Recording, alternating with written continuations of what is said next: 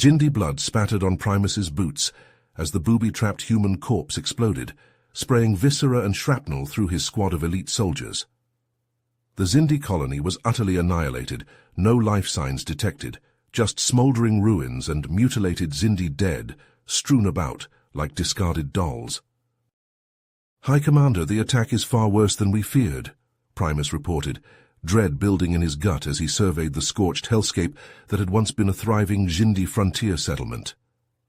"The humans ripped through here and slaughtered everyone. But that's not the most unsettling part.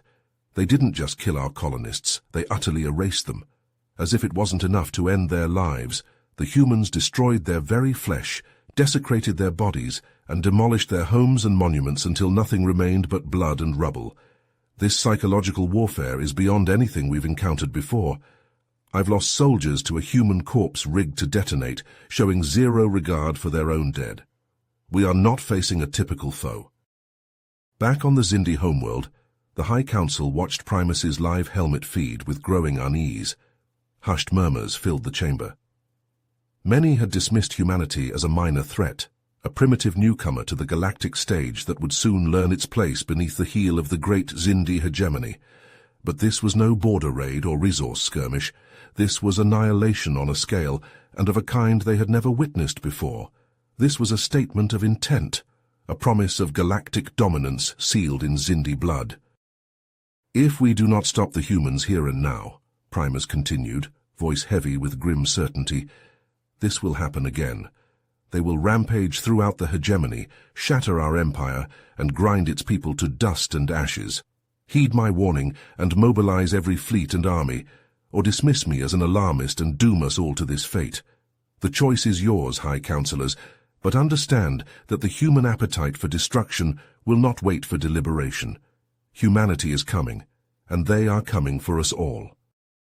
As Primus's grim message reached the Xindi homeworld, it sent shockwaves through the High Command. The implications were clear. The human presence on their ravaged colony could only mean one thing. The Empire had been infiltrated, its defenses compromised from within. Paranoia gripped the leadership like a vice, as they wondered just how deep humanity's insidious reach had extended into their ranks. In the capital city, a series of grisly murders targeting high-ranking officials sowed further chaos and fear. Each crime scene was a macabre tableau, the brutalized corpses meticulously posed like marionettes with their strings cut. Most disturbingly, the victims' eyes had been gouged out with surgical precision, replaced by gleaming chrome spheres that stared into oblivion. Autopsies only deepened the mystery and dread. The bodies bore no defensive wounds, no trace evidence under the fingernails, no signs of struggle whatsoever. It was as if these powerful Xindi had simply surrendered to their grim fate, offering no resistance to their butcher. Amidst the carnage, investigators found a single clue, a data chip attached to each mutilated corpse containing one cryptic recorded phrase, "Watch the skies." The words looped over and over, whispered in an eerie human voice that made even hardened soldiers shudder. Meanwhile, back on the ruined frontier colony, Primus became increasingly obsessed with uncovering the truth behind the settlement's annihilation and the unsettling human remains.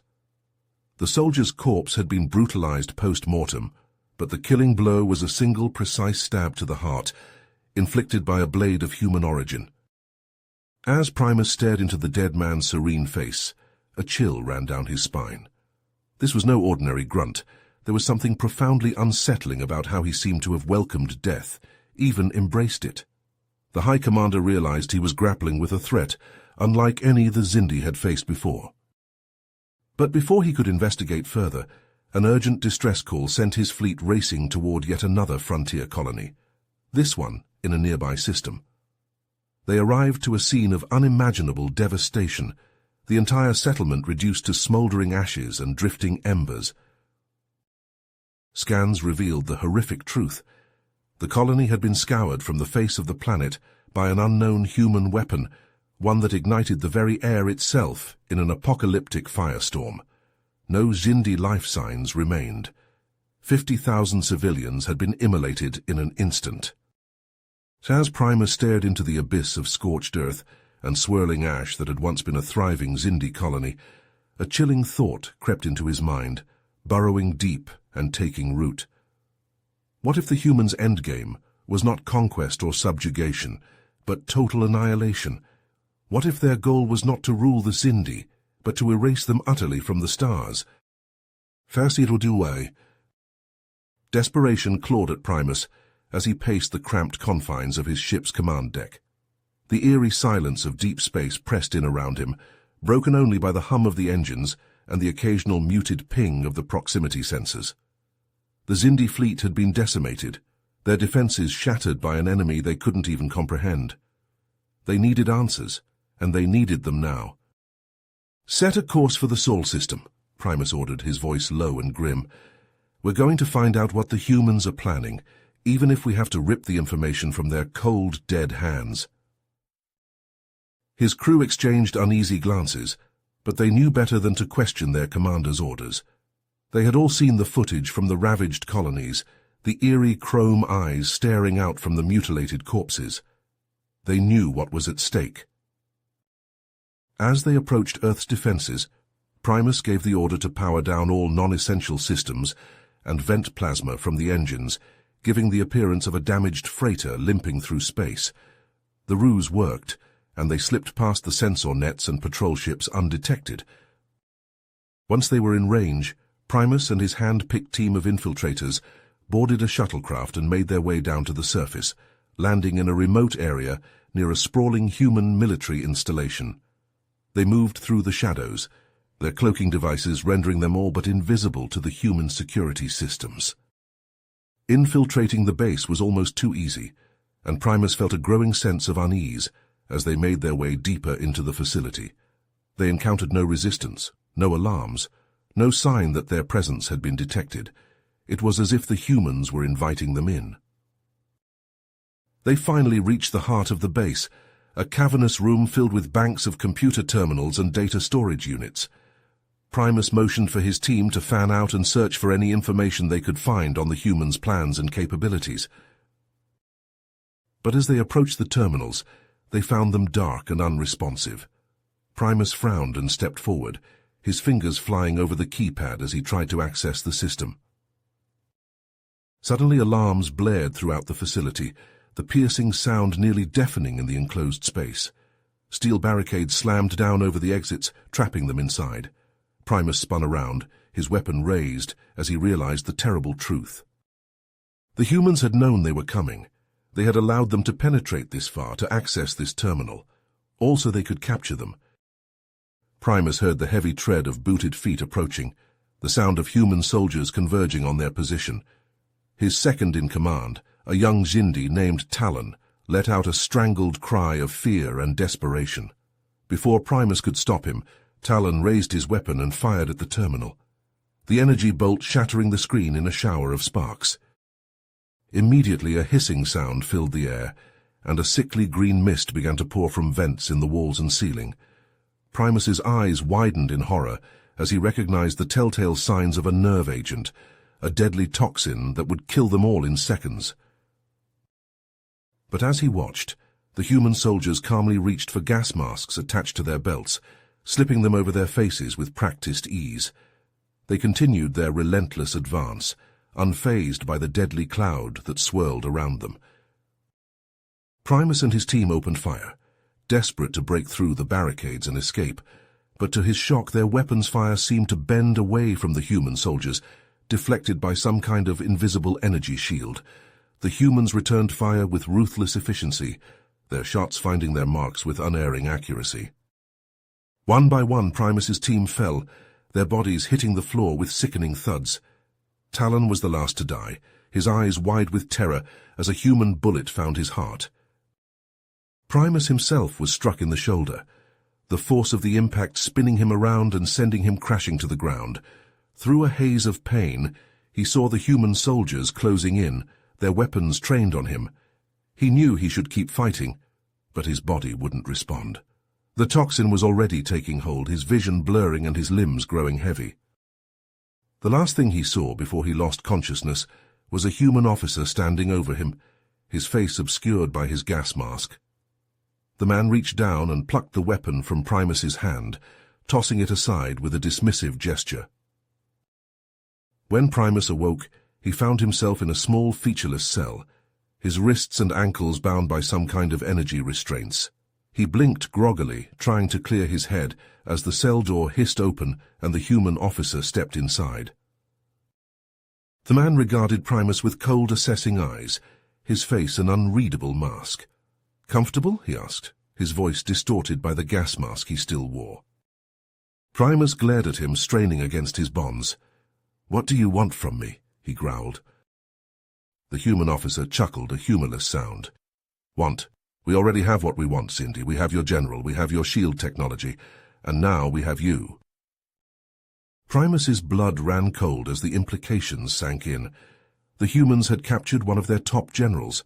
They had somehow extracted the Xindi's most closely guarded secrets, the hidden weaknesses in their defensive systems, and they had used that knowledge to engineer their own energy shields, rendering the Xindi's weapons all but useless. He slumped back against the wall of his cell, his mind reeling. He had badly underestimated these humans with their ruthless tactics and their cold, machine-like efficiency. They were not just a threat to the Xindi, they were an existential threat to the entire galaxy. As the human officer turned to leave, Primus called out after him, his voice ragged with desperation. "You can't do this," he shouted. "You can't just exterminate an entire species." The officer paused in the doorway, looking back at Primus with something like pity in his eyes. "Can't we?" he asked softly. "Watch us."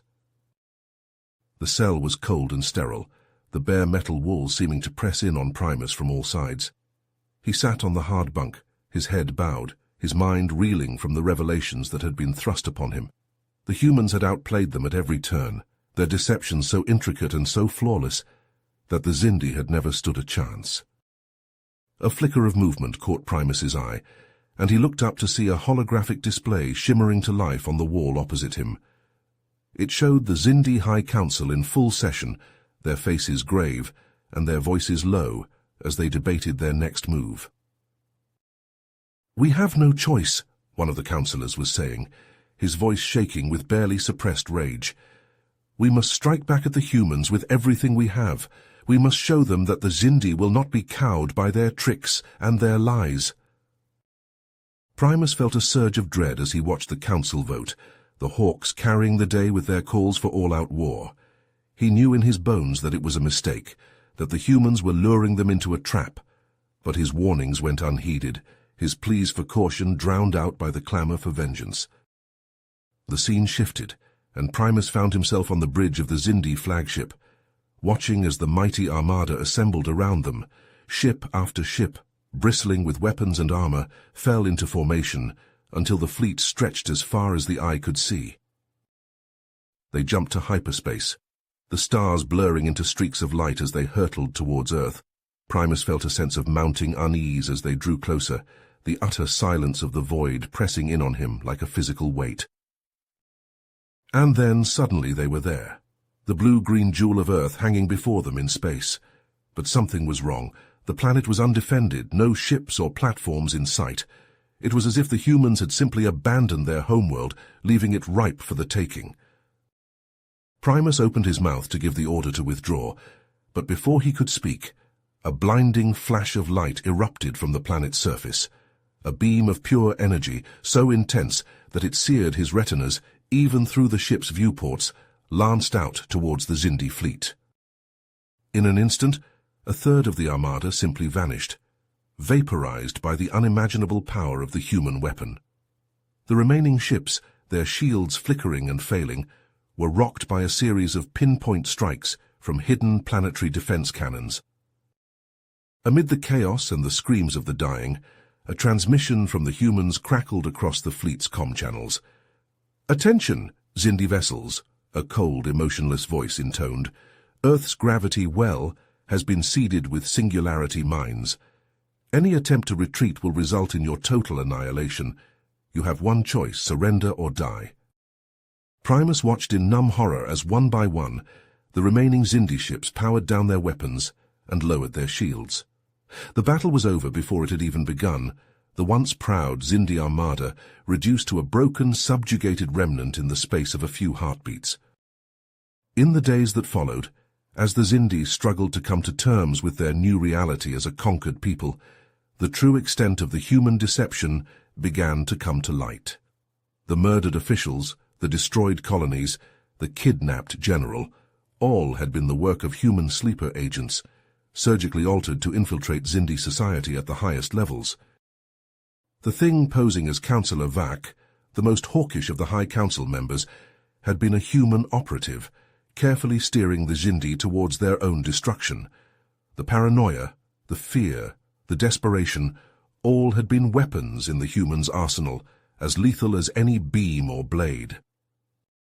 As Primus stood on the observation deck of the human flagship, watching as the shattered remains of the Xindi fleet were towed away for scrap, he felt a sense of utter desolation wash over him.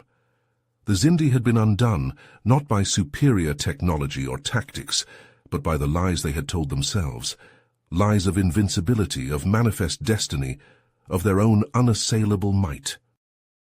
In the end, the humans had conquered them not by force of arms, but by turning the Xindi's own pride and arrogance against them. And as Primus looked out at the broken remnants of his people's dreams, he knew that the true horror of the human victory lay not in their ships or their weapons, but in their unparalleled mastery of the art of deception. You have reached the end of the story. If you enjoyed this story and want to support us, please leave a like and subscribe to our channel, and for every comment that says 88, I will heart every single one of them. Thank you for your time.